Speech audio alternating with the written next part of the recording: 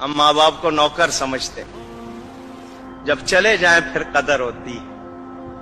یہ بازاروں میں نہیں ملتے، ان کا کوئی مول نہیں ہے، ان کا کوئی بدل نہیں ہے۔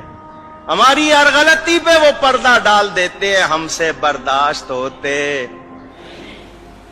میں اپنی والدہ ماجدہ رحمت اللہ تعالی علیہ 10 سال ہو گئے، ان کی وفات کے بعد جو کتاب لکھی تھی میں نے کہا چلو لوگوں کے لیے مسائل بھی لکھ دوں، حدیثیں لکھنے بیٹھا۔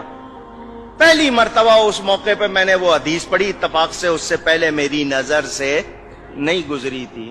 موسیٰ علیہ السلام کی روایت ہے، اس میں سب سے بڑا گناہ کیا ہے؟ سب سے بڑا ہم سمجھتے ہیں کسی کو قتل کر دینا، غیبت کر دینا، زنا کر لینا، شراب پی لینا ہے، ہم تو اس کو سمجھتے ہیں۔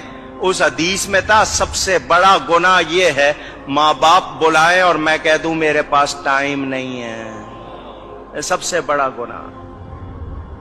اور ہم نے یہ کتنی بار کیا ہوگا؟